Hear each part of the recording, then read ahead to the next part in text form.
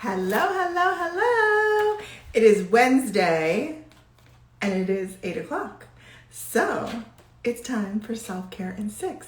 And I'm going to try today to stick to 6 minutes. The last couple of times we've done this, we have done it in 8 minutes for some interesting reason. So tonight we're going to stick to 6 minutes because we are all busy. Welcome. If you're here, just give us a wave so we know you popped in. I'm literally flipping through my journal because there's something in here that I want to share with you. This week we are talking about creativity.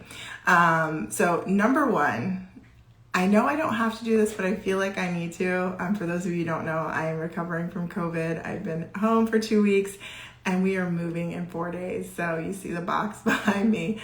I am in packing mode and, have not done the things. But I wanted to come to you today because I think creativity is so important and it's one of those things that I never thought I was.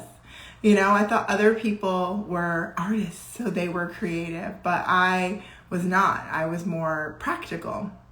And I think tapping into our creativity is an amazing thing that we can do for our self-care because it opens us up to be free in different ways and let energy flow in and flow out in ways that I think soothe our soul and I think make us better homeschool mamas, because we bring that energy to our kids. So I read a book.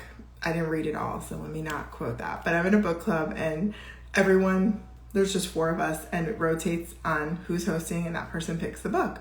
So the book that we did last time was called The Rainbow Way. And it was a book written by and for creative mothers. And I wasn't my pick, it was someone else's pick. So I was like, okay, it's the book club book. I'm going to read it. I'm going to see. But again, I don't really think I'm that creative. In the last couple of years, I've kind of thought, I'm probably more creative than I thought before, but still I wouldn't have really put myself in that moniker or picked up a book for creative mothers. But there was this exercise in chapter 2 of this book that had you write down everything that you had ever done before. So if you'd even taken a class in it, you marked it down. And they were all things that, most people would consider creative. So for me, classes that I've taken before, painting, dancing, singing, playing an instrument, soul work, crafting, jewelry making, ceramics, movement work, cooking. And then it said adult hobbies. So things as an adult that you've done as a hobby. Soul work, photography, writing, event organization. That is one that I never thought of as creative. But then when I think about it, I'm like, yeah, you do have to be creative to put events together, right? Blogging and baking. All things I've done in hobby form as an adult. Creative things. And then it said things that you've earned money doing. And so I went through the list: writing, event organization, blogging, voice work, all things that I've been paid for that are creative. And then it said to go back through the list and mark things that you want to try. So for me, the things I wanted to try, some of the things I had taken classes in as a child that I just never went back to because I wasn't creative.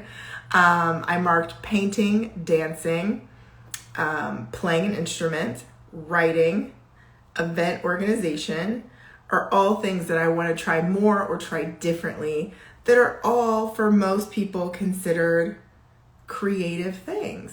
So I would love to hear from you as you're listening to this list, and I'm sure you're probably even thinking of other things that you do that you may or may not have realized are creative things. Share, what is something that you do now as an adult hobby that you would consider creative, and what is something that you want to try that's creative. We would love to hear about it. I would also love to hear something that you make money on that is creative. Drop your links in the comments, or your page if you are an artist or creative in some form and it's how you pay the bills. We definitely want to know about that and support you if we can. The last thing I want to leave you with is for our participants in the Vision Board Workshop, and those that bought our workshop bundle, we sent out affirmation cards. And one of the cards, the affirmation is, creative solutions will come to me. And I love this one because it's not asking you to come up with a creative solution. It's reminding you that they will come if you believe they will.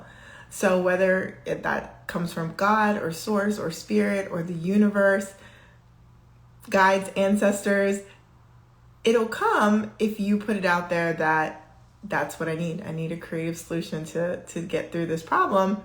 I believe creative solutions will come to me. And anytime I think that, they pop up. They just pop in my head. Oh, I could do it this way. Oh, I could ask this person for help. Oh, I could, so many different ways. So definitely tap into your creativity. It's going to help with your self-care, your connection to you, give you a reason to take that time for yourself to, go into those endeavors. So definitely want to hear from you in the chat. So whether you watch live or later, definitely tell us, what are you doing creatively?